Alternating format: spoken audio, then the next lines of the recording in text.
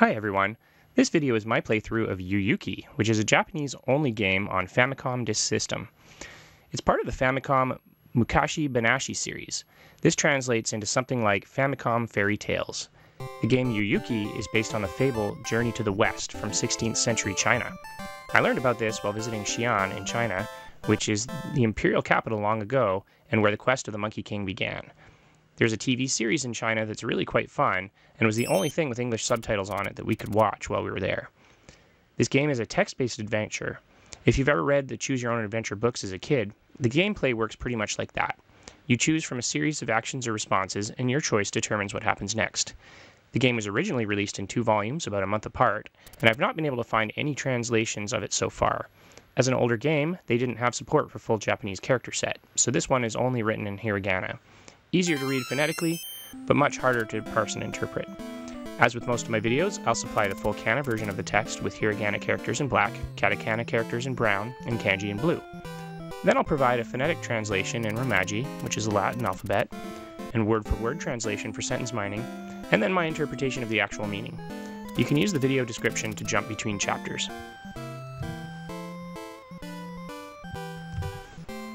We're starting off with the character Itai introducing us to the game and our heroine. Itai is a narrator common across the Famicom Fairytale series. We get to name the protagonist. I'll go with a modified version of my typical character name and call her Nariru or Naro.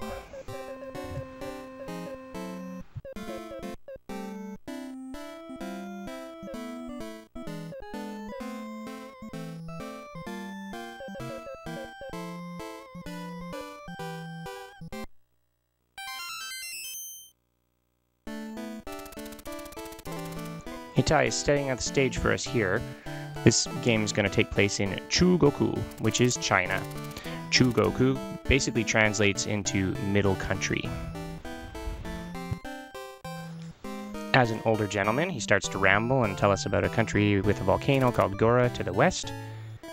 But he catches himself, and we get to start learning about our heroine Nariru, and get to start seeing what a day's life is like for her. For starters, Nero lives in the Mura, or village. She is Hatarakimono, a hardworking person, Kidate, kind, and Kawaii, cute. She's really got it all.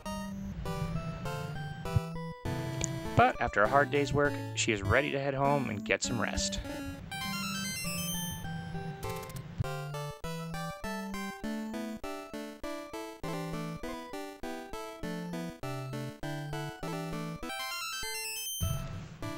Now that she's in her room, we get to start making some decisions about what's going to happen. The options in the lower right corner of the screen are what we have to choose from. We can look around at different things in the room. If we start with the teberu, or table, we see that there is a hon, book, there. If we look again, we can now choose the book and look at that more closely.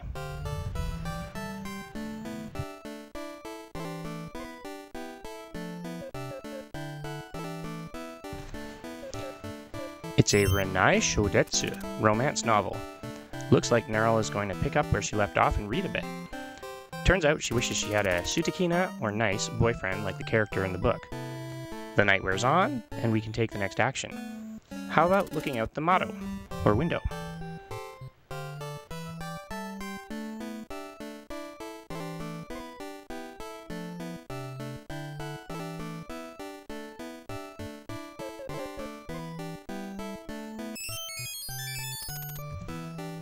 What timing! We get to see a Nagare Boshi, or a shooting star. Naturally, she takes the opportunity to make a wish. Back in the 80s, what could a girl ask for more than a nice iron and a pink blouse? But oh yeah! She'd just been thinking about a boyfriend. Now here's her chance.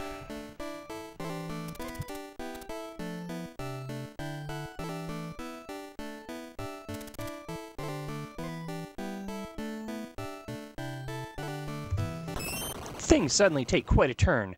Maybe this isn't going to be the relaxing evening that Neril was hoping for.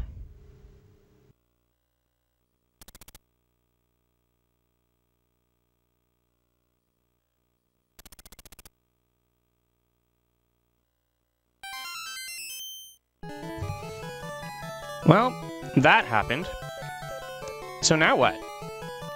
I guess we should do what any smart person does when there's a big unexplained explosion close by. we'll go Soto, or outside, to check it out. What could honestly go wrong?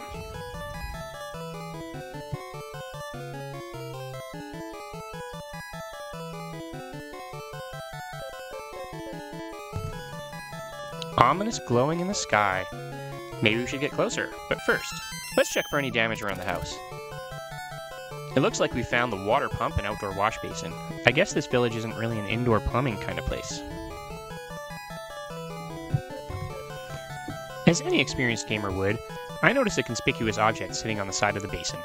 It's an oke, or bucket. The game designers decide to simplify this process a bit though. I can toru take the mizu, water, directly in one step, and end up with the bucket nice and full of water. Seems like a good idea when approaching what could be a raging forest fire.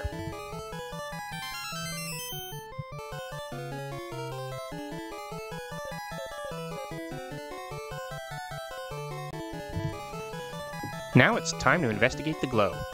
We've come across an ishi, rock. Nerl finds that she can hear a noise coming from inside. It's just a bunch of kya kya, which is commonly used as an onomatopoeia for shrieking. Is somebody getting burned inside?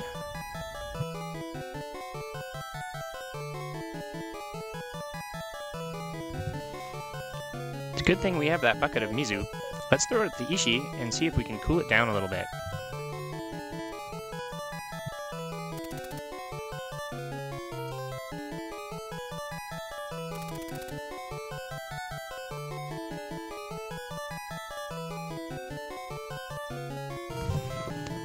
Looks like we're now referring to the ishi as an inseki, meteorite. And with a great whoosh of steam, whatever's inside starts getting even more agitated. Then, the inseki cracks open, and out comes a flying saru, or monkey.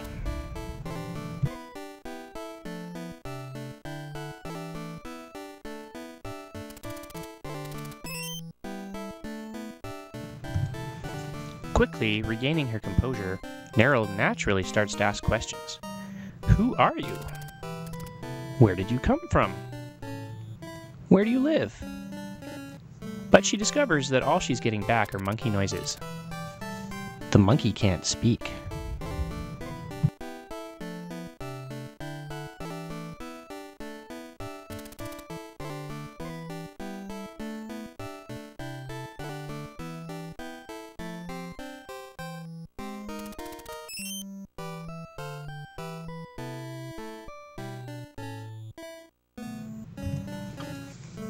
It was established earlier, Nerl is a kind girl.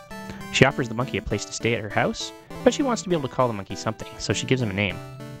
The Monkey King is called Son Wukong in Journey to the West, and sometimes Goku for short. If you've ever seen Dragon Ball, it's also loosely based on Journey to the West fable.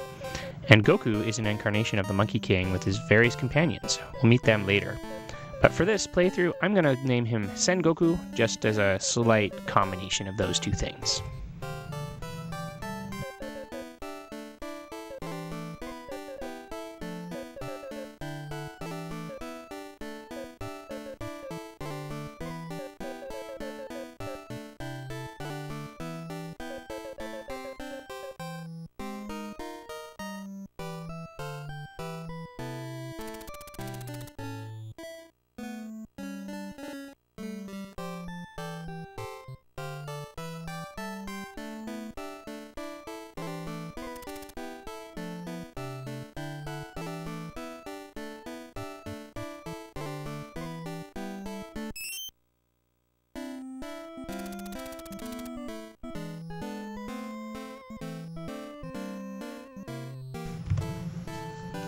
Now Sengoku has a name and is learning how to say it. Nerl takes him home and begins to teach him various words like Sora for sky and Kumo for clouds.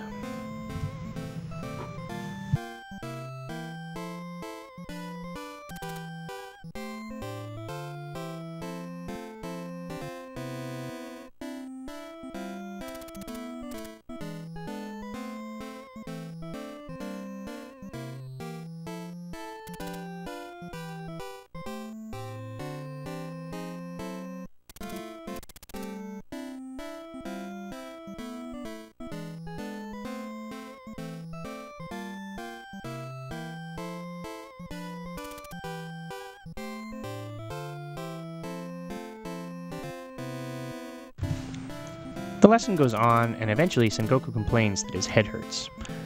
Too much information. Nerl is sympathetic and offers one last word for the day.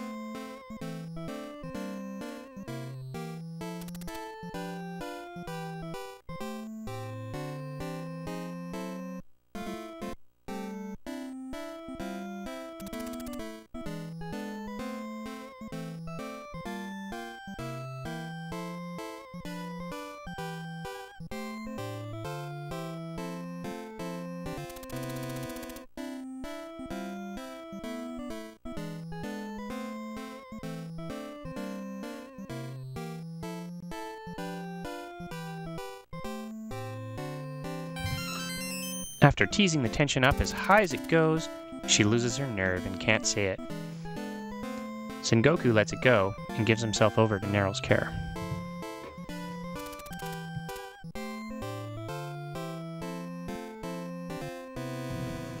As Sengoku gets stronger and learns more words, Nerl returns to questioning about where he came from. It seems that he just can't quite remember.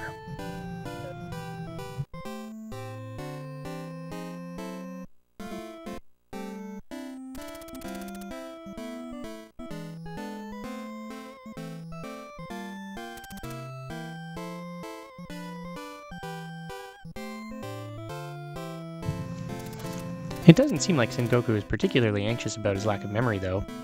He likes it here with Nerl, and he wants to stay.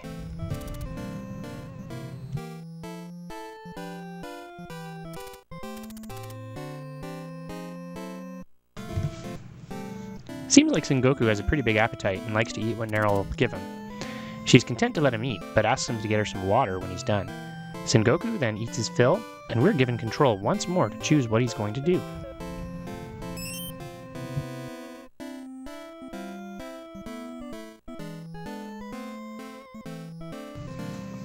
We should start by making sure he's really full. There's still some food handy. If we interact with the mishi, or rice, he will take in another helping. After that, however, we can take him outside to explore.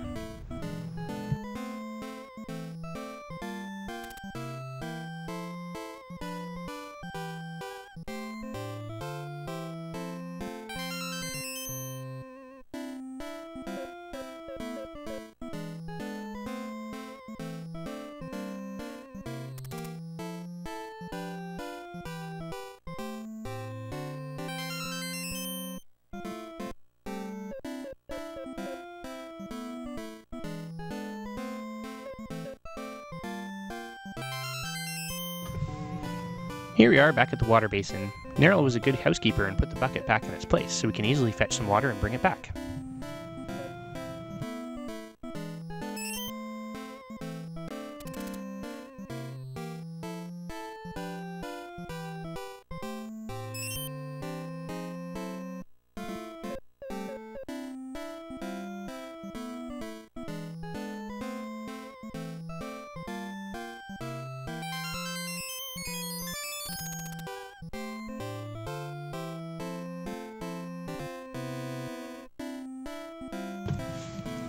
Just about to return to Nerl with that water when a gleaming item shines from the forest. We have to check it out. So on we go and find ourselves back at the Inseki.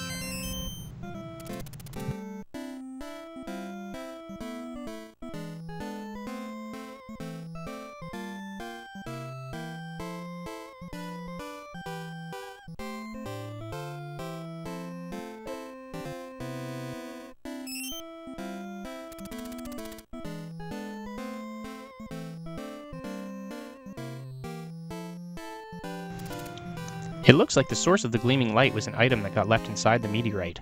What is it? It appears to be a momo, or peach. Sengoku takes it.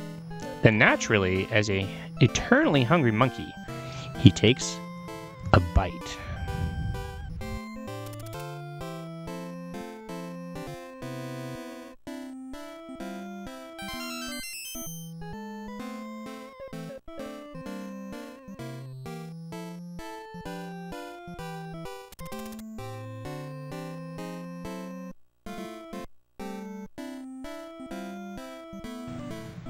Before he can savor the treat, a voice comes out of nowhere.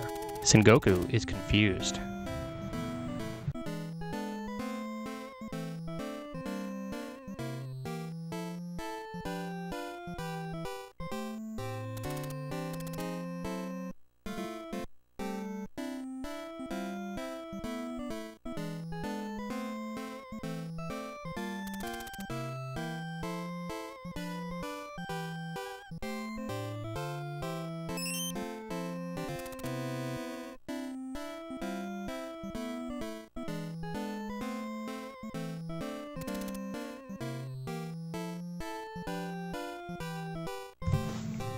Around this time, Neril has grown concerned that Sengoku has taken this long to get back with his water.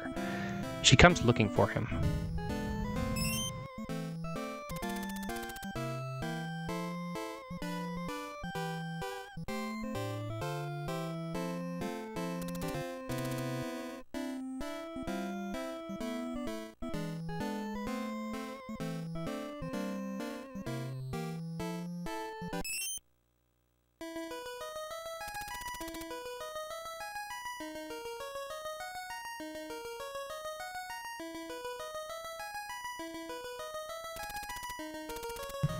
Sengoku is engulfed in a mysterious light. Neither he nor Neril have a clue what's going on.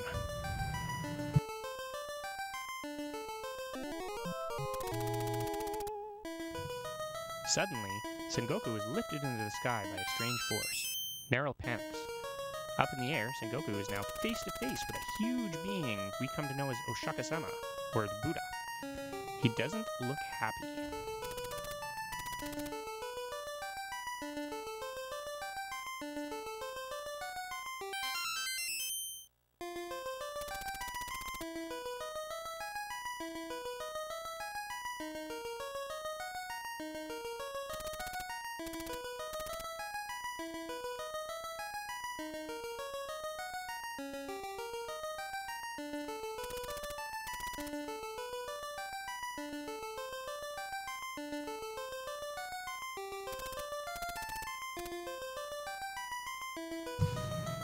It seems that Sengoku's memory loss wasn't random.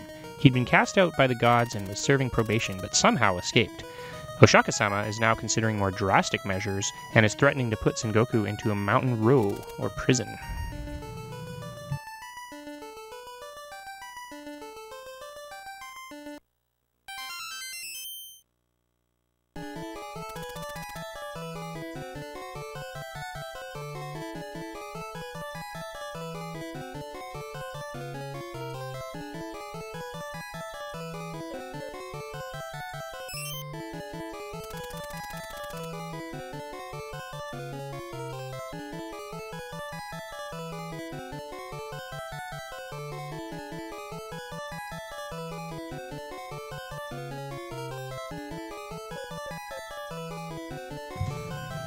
And just like that, Sengoku finds himself in a small dark room with no way out.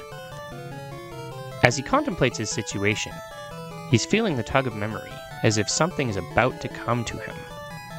He starts to kengairu, or think, really hard. With some effort, he finally just decides that he's had enough and gives up.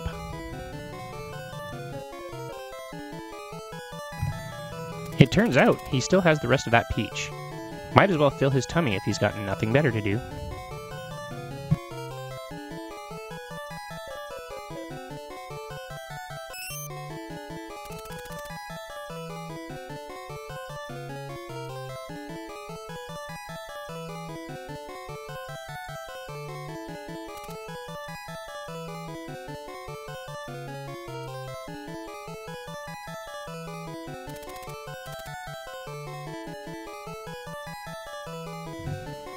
The flavor is magnificent. He really enjoys it.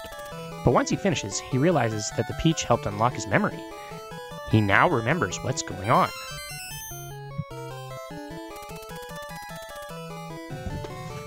We are now getting into some key backstory.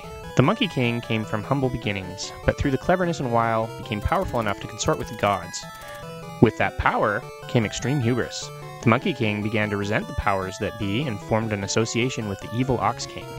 The two of them waged war on the heavens, but were eventually defeated, and as punishment, Sengoku was cast out of heaven and stripped of most of his powers. In this particular interpretation, his association with Neural and learning was a violation of his punishment. So, the Buddha is locking things down a little more tightly. Sengoku might be stuck in the cell for 1,000 years.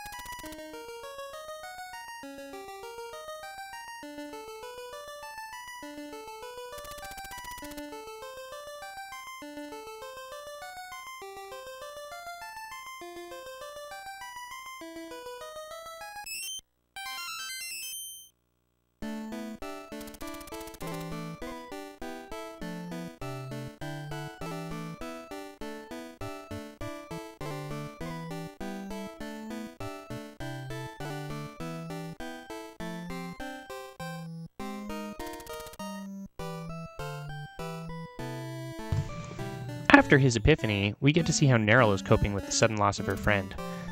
Not great. She looks up to the sky and prays to God. However, to her surprise, God answers.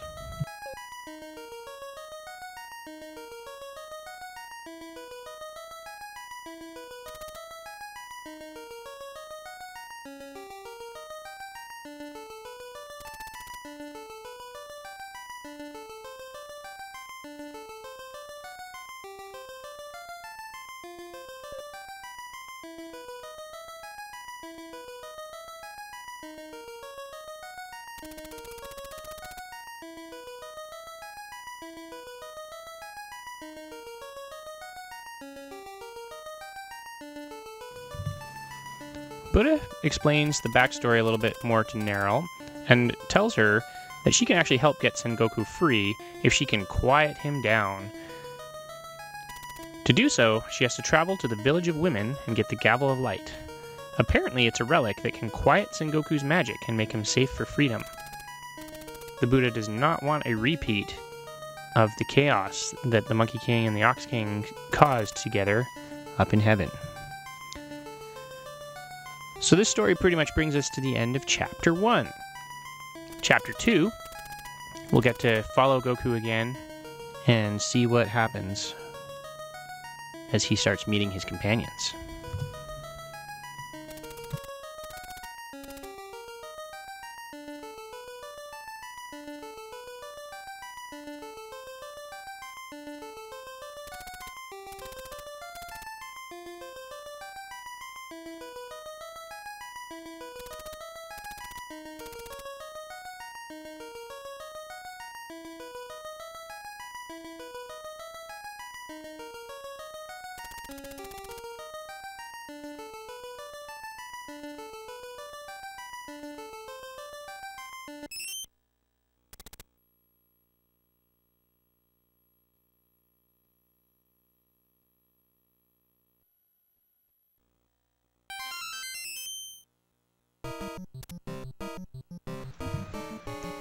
Chapter 2 begins with a description of what the Ox King has been doing in the world since the Battle of Heaven. It seems that misery and destruction are spreading all over the place.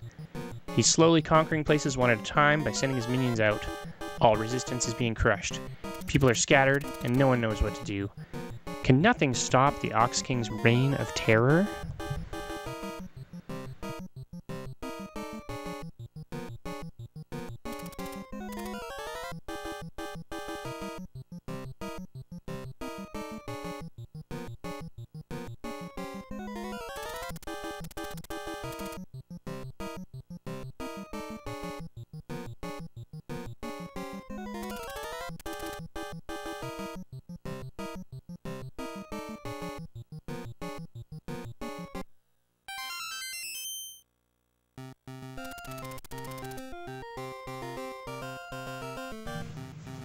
Now we're in the perspective of a new character, a monk from Chang'an, or Xi'an today. This is Sanzo, one of the companions in Journey to the West. He is a monk on a mission to travel to India for a special sutra. His quests got him mixed up with the Monkey King and other motley companions. Inevitably they will meet, but how? Since he isn't aware of the chaos in the world being wrought by the Ox King, he's just tootling on his way without a care in the world. We can see the great walls of Xi'an in the background here.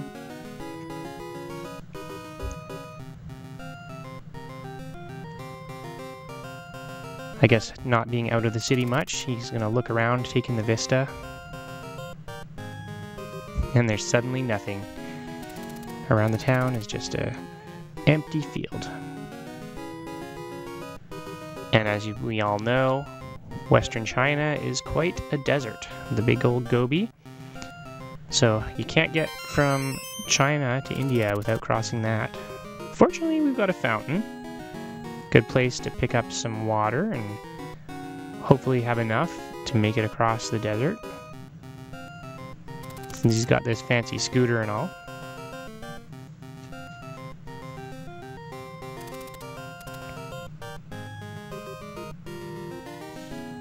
And we see something floating in the water.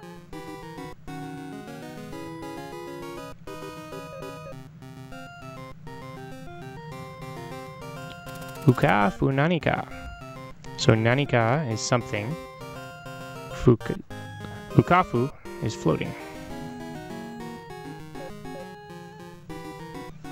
So we'll just take this floating thing and look, it's a suito. Sui means water, to, so to is in this case a can, so it's a canteen. Now that we have a canteen, we can toru, or take the water, mizu.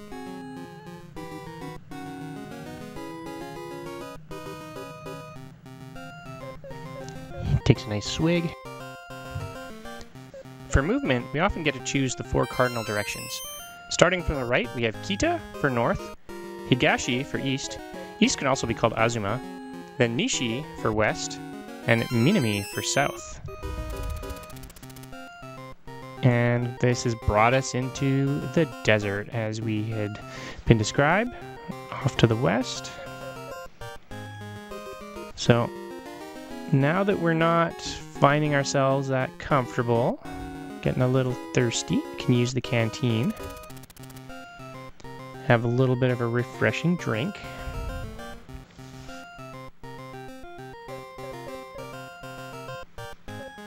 And we're gonna Ido to the Nishi once again.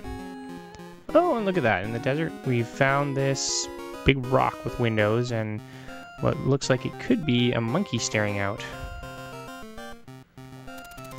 So Miru will look. And we do in fact see the Saru, or the monkey.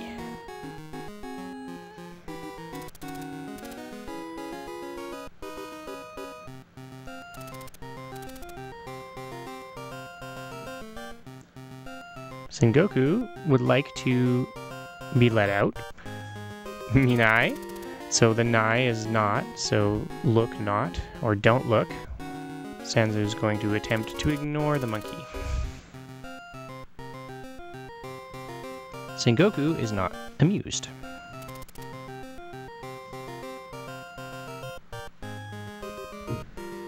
And Sanzo's just like, oh, how nice. Mushi suru, or ignore do. Ignore. I'm gonna just continue to not know this monkey is there. Maybe that'll make him go away, I guess. At this point, Sengoku's getting pretty mad.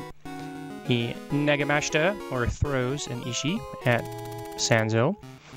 Hard enough that he's down. Right on the ground off his scooter.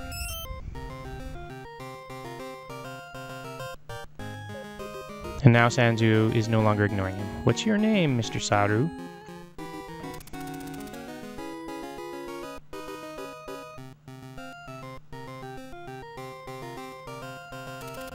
Not amused. And Sengoku isn't really having it either.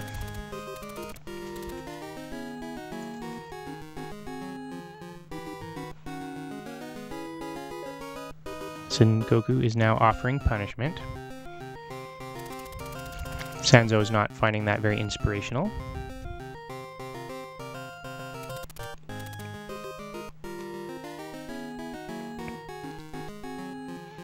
Sanzo's not down with having a lot of trouble.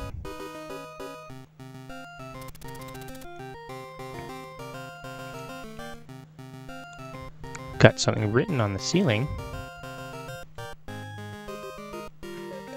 It's Yomu, or read, the emojis, or the letters.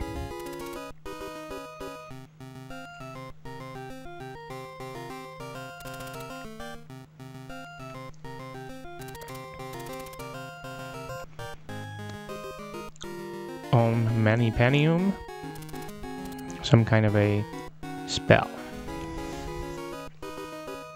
Sengoku wants him to speak up. Sanzo reads it a little louder. And then a bunch of chaos ensues.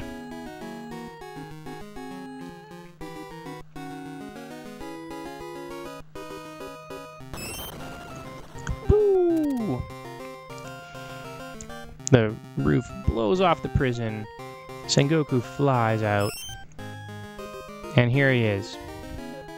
He's tricked Sanzo into releasing him.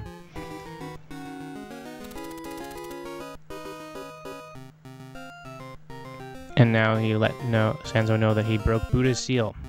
Sanzo's not going to be happy about that.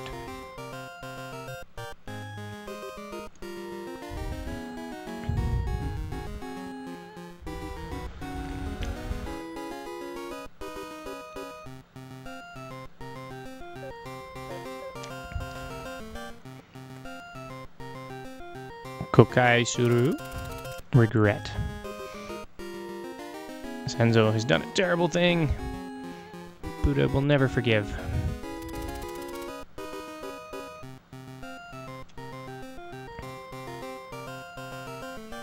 And a voice comes from afar.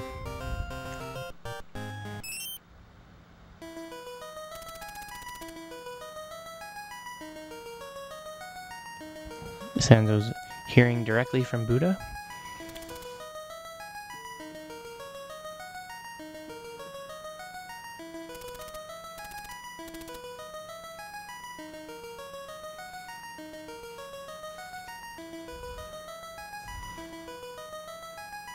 A disturbance indeed. Sanzo's even more wary of Sengoku now.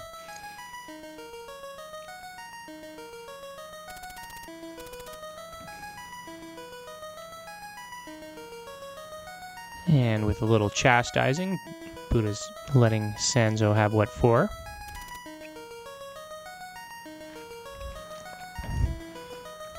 Heavy sin indeed.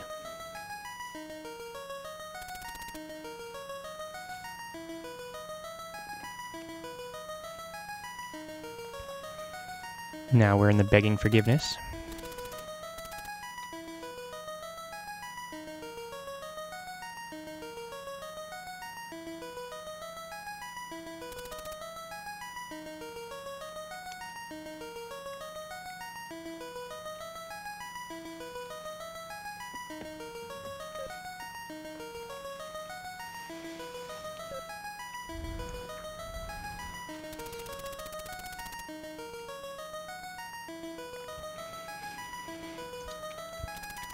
This is a bit of a bridge too far. Buddha's asking him to take on Sengoku as a student, teach him the ways. Sanzo is not really feeling cut out for that kind of role, so he protests.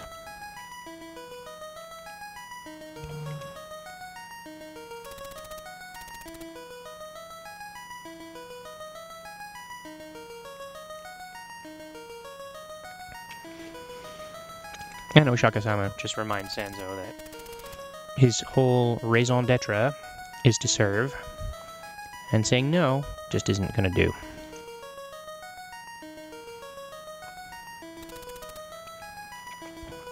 So we're trying to quell Sengoku's magic power, but at the same time we're trying to use Sengoku's power to quell the Ox King in India. Interesting.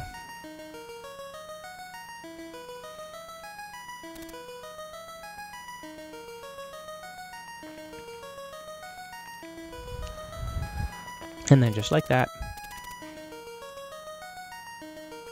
his will has been spoken.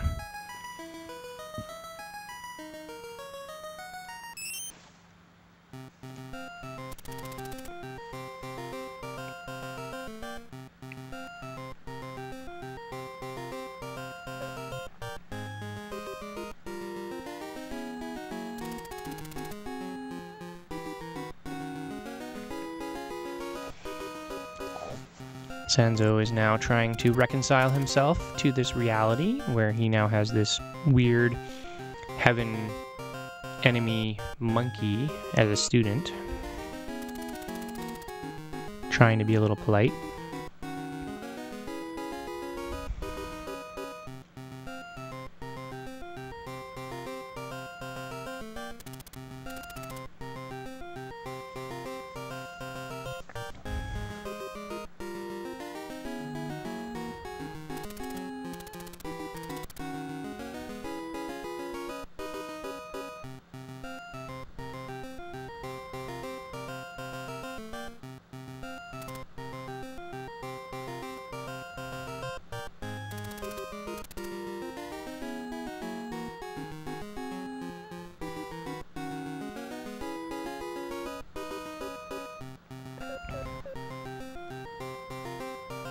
So now that we have two people, we can actually change characters.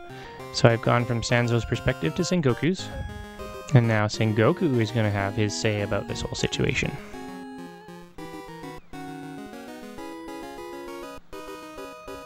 Niniokas, listen. Or Kasanai, don't forgive. Uh-oh. What's this? Sanzo just happened to have this weird crown.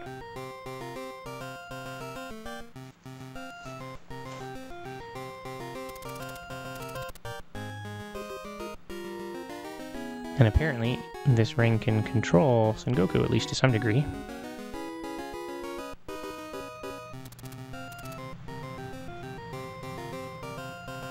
Sengoku is not exactly thrilled. Doesn't really see why he's being subjected to this kind of treatment.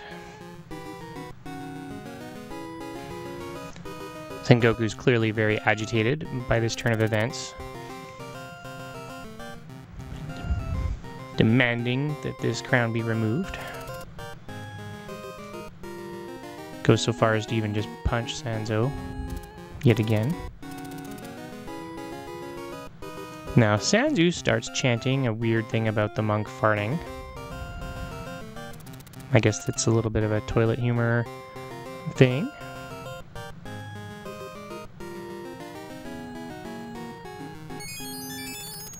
Ooh, and now Sengoku's freaking out because the crown is shrinking, squishing his head.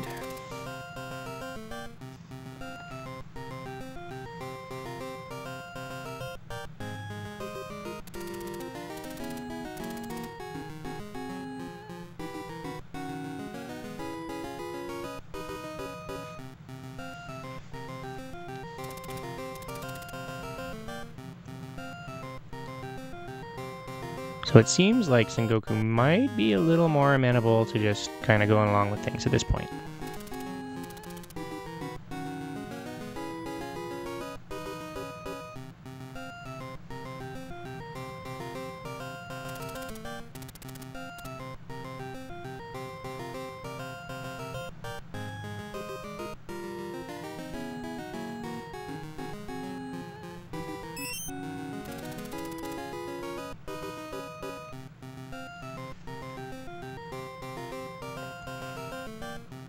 And now Sanzo's a little smug. Maybe this is going to work out after all.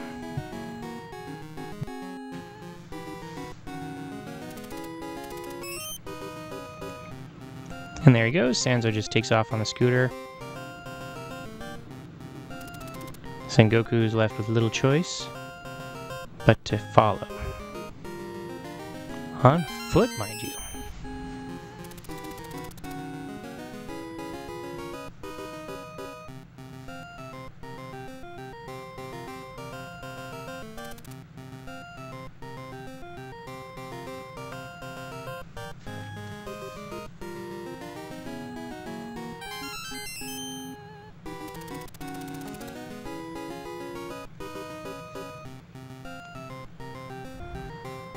Now that they're on their way, poor Sengoku's gonna wear himself out chasing this scooter.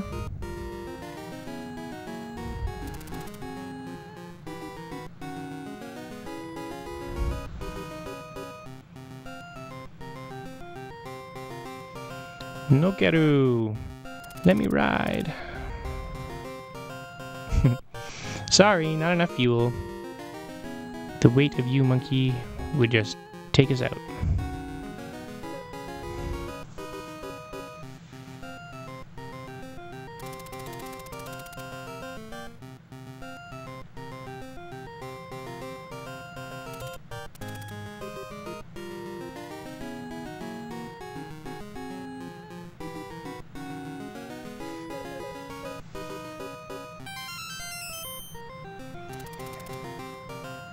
Alright.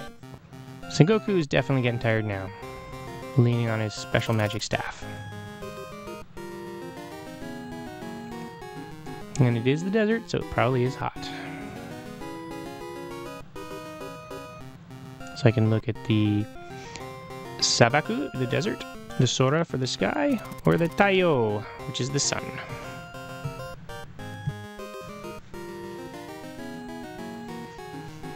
And of course, Sengoku's hungry, because he always is.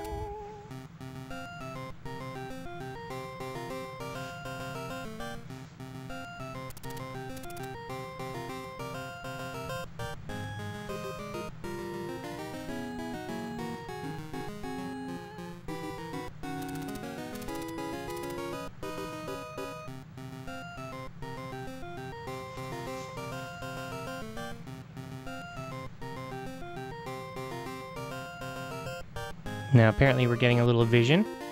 Sengoku's getting a sight of Narl talking to an old lady about this gabble of light.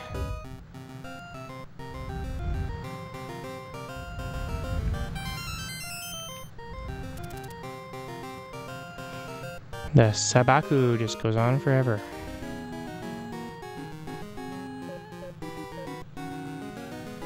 Hitokairu, person change.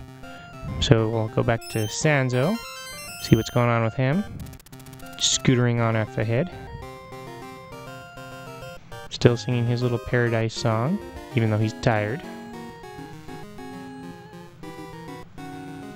Now it's his turn to look up at the desert, the sky, or the sun.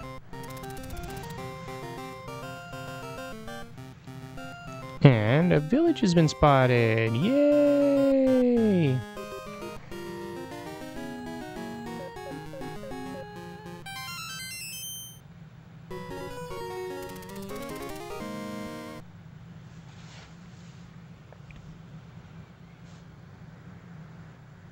That looks like a veritable oasis after all this hot sand. Deserted? Uh-oh. Has the Ox King been up to his hijinks? Let's look at the Mura, or the village.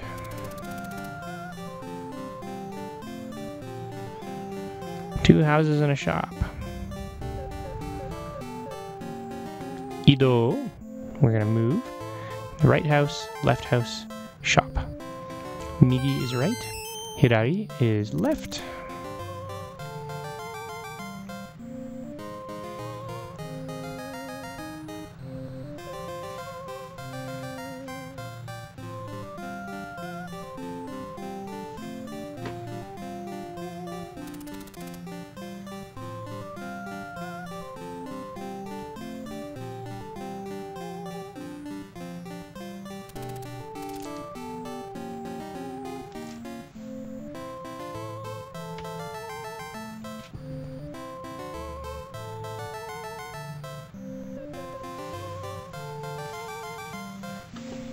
Modoru, go back. Wasn't getting much love from that location.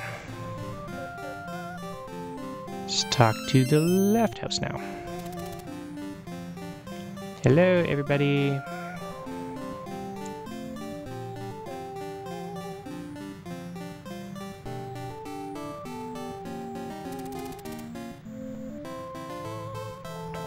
Crash. Apparently, nobody is looking to chalk with me from these houses.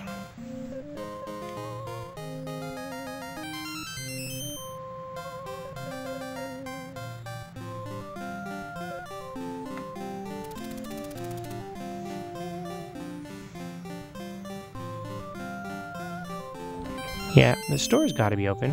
Oh wow, we have a sight of a person. Or a pig, I guess.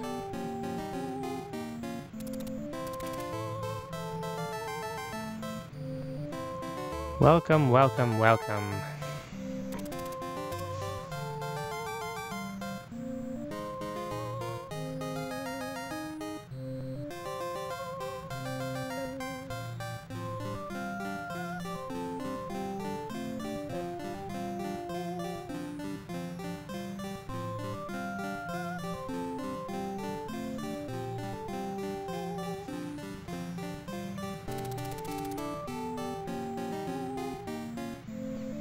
Good question. The lack of people is a little odd.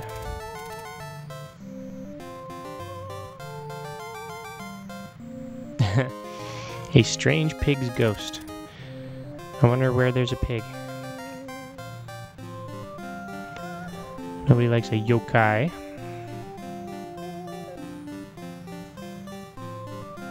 So where's the next village? Tsugi next? Mura.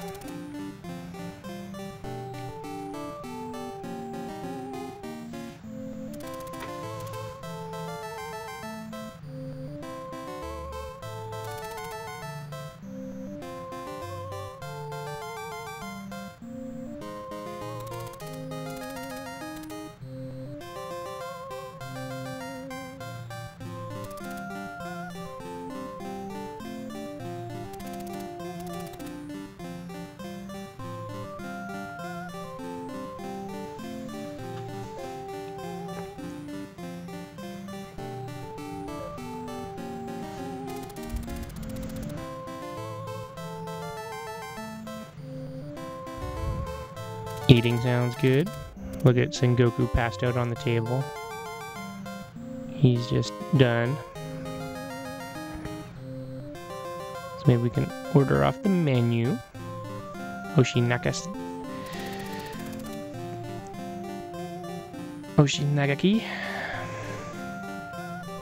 Let's see, ramen, gyoza, yakisoba, blah blah blah blah blah.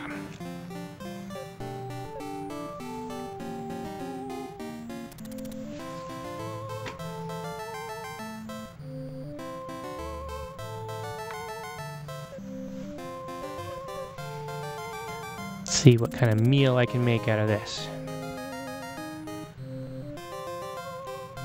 Ramen, gyoza, yakisoba.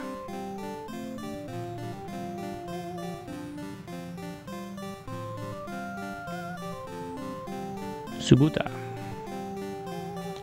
chahan, shumai.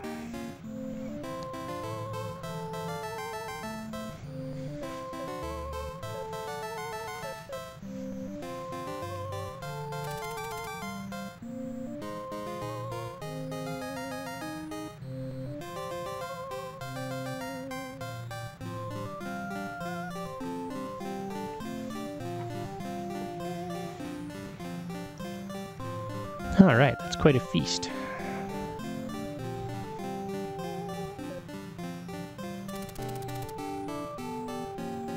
Chow down.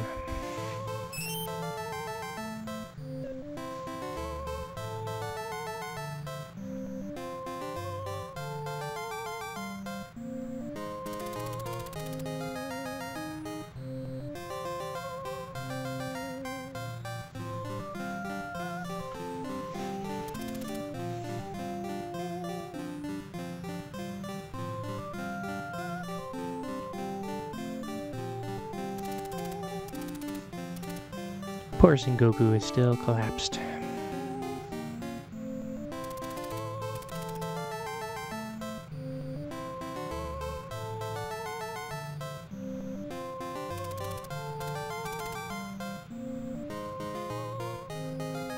Uh-oh. Do you have money?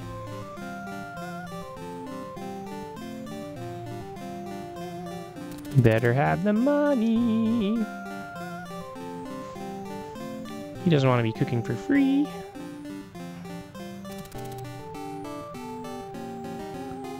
Alright, Mr. Shujin, the proprietor, has finished preparing the meal. Despite his misgivings about the financial solvency of his guests.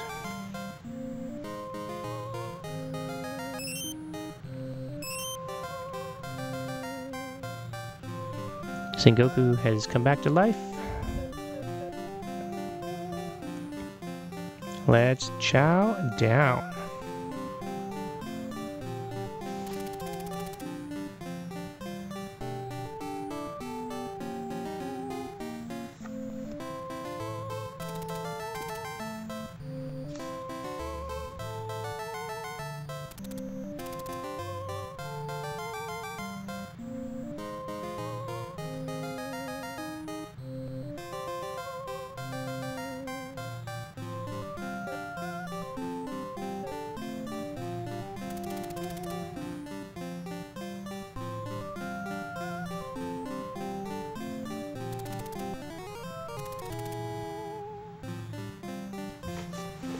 $78,000 Well, that's roughly 780 bucks in American money.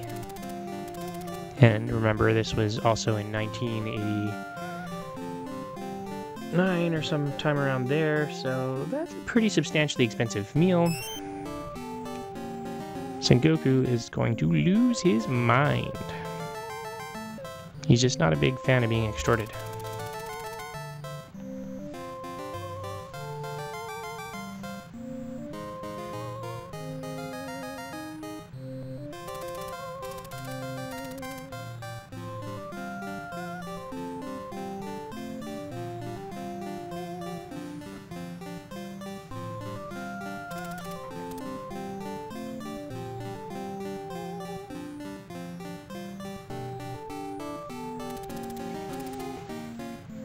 Alright, got a conflict going here.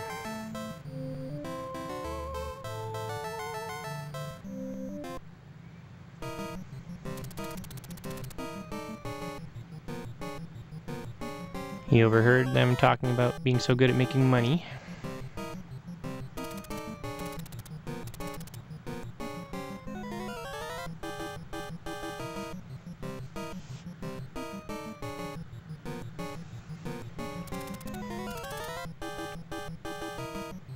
Okay, the yokai is now showing us his rake. The pig happens to be Hakai, yet another of the companions from Journey to the West. He has some clairvoyance skills, he uses his weapon as the rake, and we're now going to have a little battle where he's going to hit me with the rake and I'm going to try to hit him with the cane. I'm really bad at it, so gotta get the timing just so. Right when he's about to do that. So, 2 fails. There we go. He didn't like that. Let's try to do it again.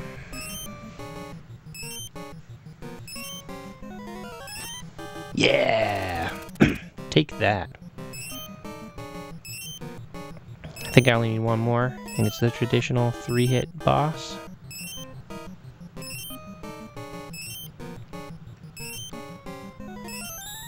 Nope. He got me. He got me good.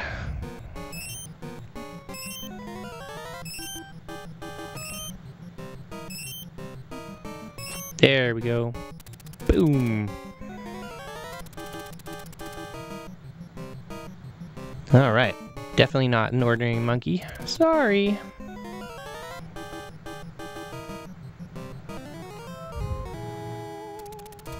Now he's converted into another thing, and he's running back and forth. I guess I have to hit him again? Not totally sure what the plan is here.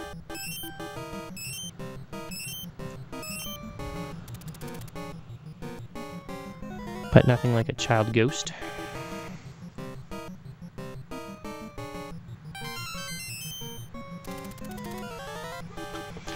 And Sanzo is down on the ground watching this whole thing, whereas the angry mob of people who had all been hiding have come out and wonder why we're molesting this poor child ghost.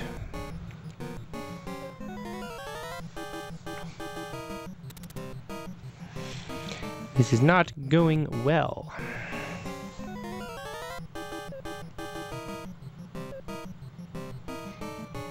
Can Sanzo stop this situation?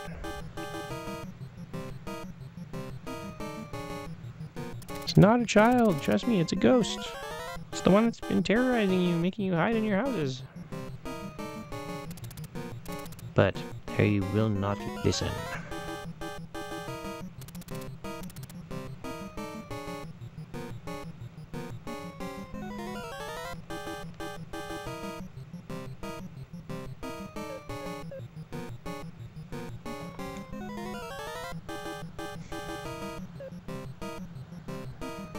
Alright, shall I curse?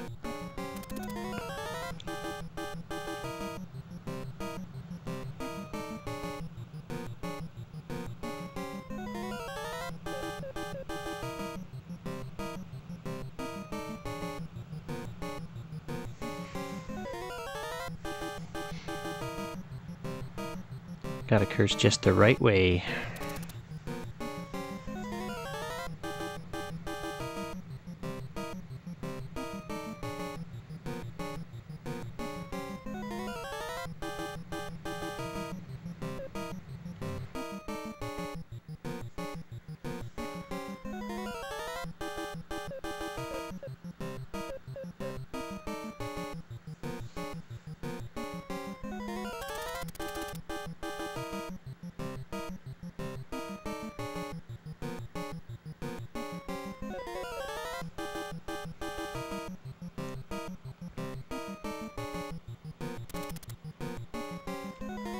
One stubborn crowd. Having a hard time figuring out exactly what to do here. Use the curse.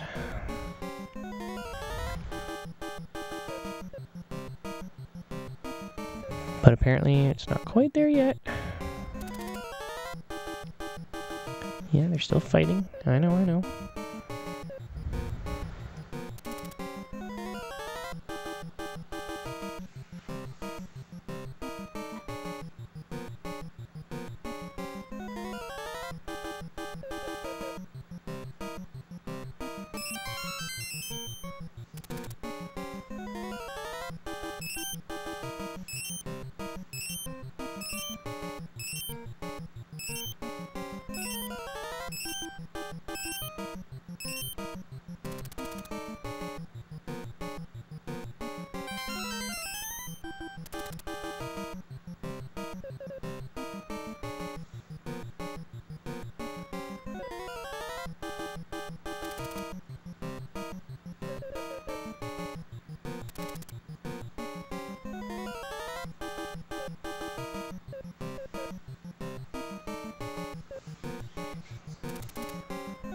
This is definitely a bit of a challenge to figure out what I'm supposed to do.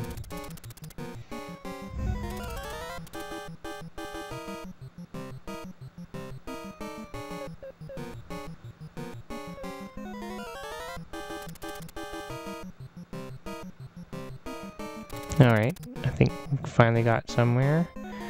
He's back to his little chant.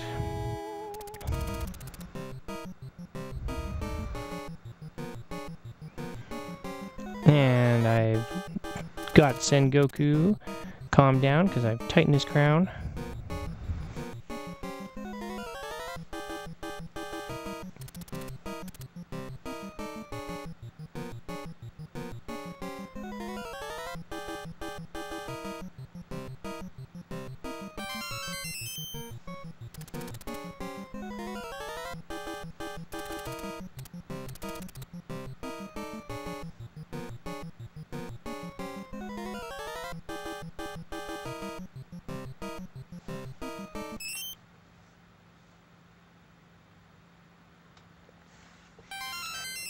All right. Time to leave town, I guess.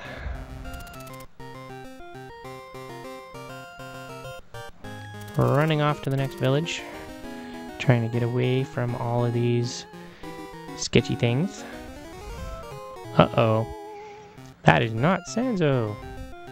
That looks like our friend Yokai or Hakai.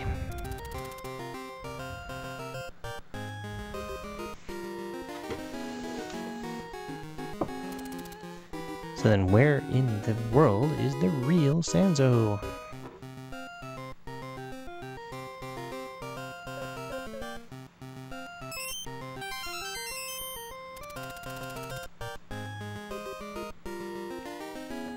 Apparently he's in a black space.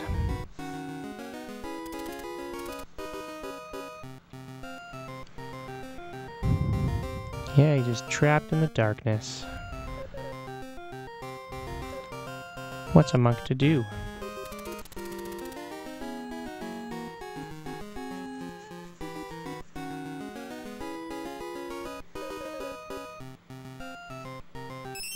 Doesn't seem to be much to do there, so I guess I'm gonna go back. See if we can get Sengoku to discover what's going on here.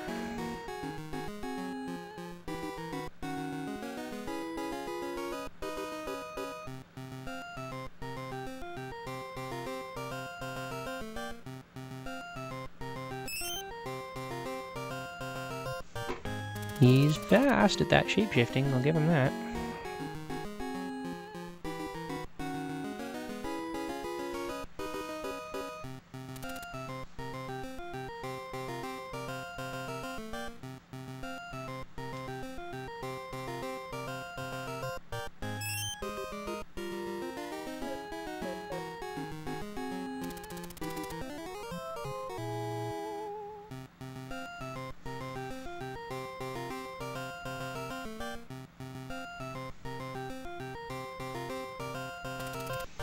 Alright.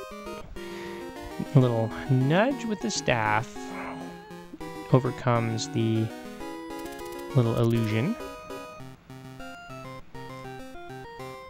So our yokai is in big trouble now.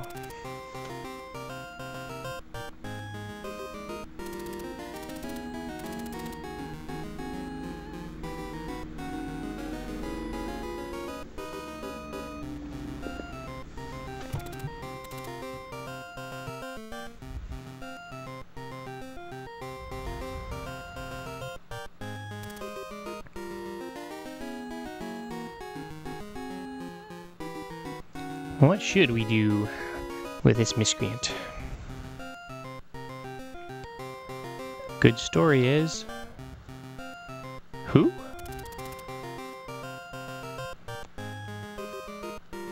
Sengoku's no patsy.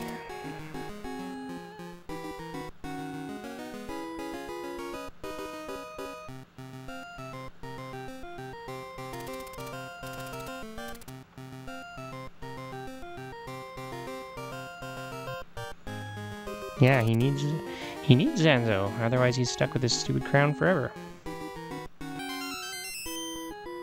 And then here we are back in the restaurant. Looks like a garbage bag on the floor. Where is you? Oh, there he is.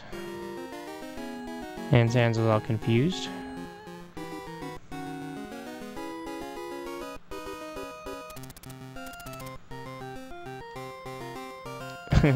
It's turned into the kitchen garbage.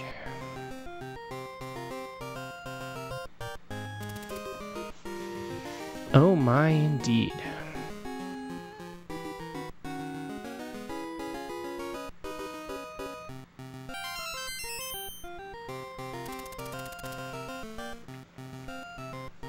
All right.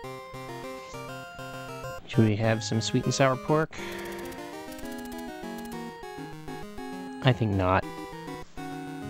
Hakai needs to be one of our loyal companions.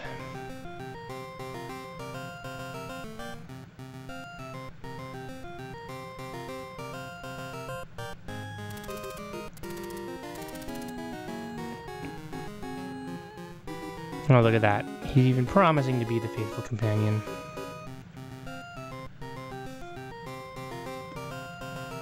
How could you say no to that?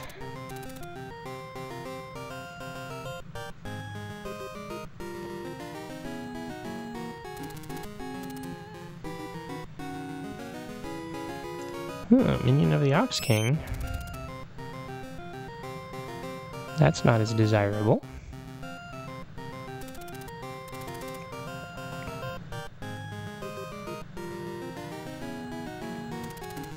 And there he's explaining his superpower just a little bit. Bit of transformation. Super long vision. Or clairvoyance, I guess. So with that, the party is growing just a bit. There's really only one more major companion left to find. And where could he be?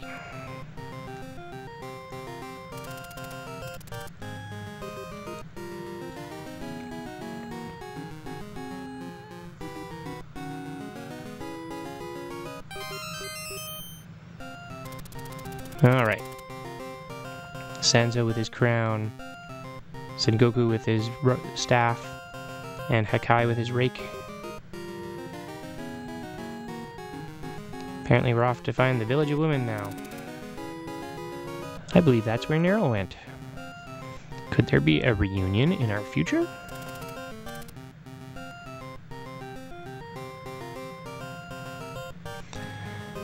But this is about the end of Chapter 2, so remember to like and subscribe, and look forward to the remainder of Part 1 of this game coming soon. Hope you enjoyed it, and hope you learned a little bit. Bye-bye.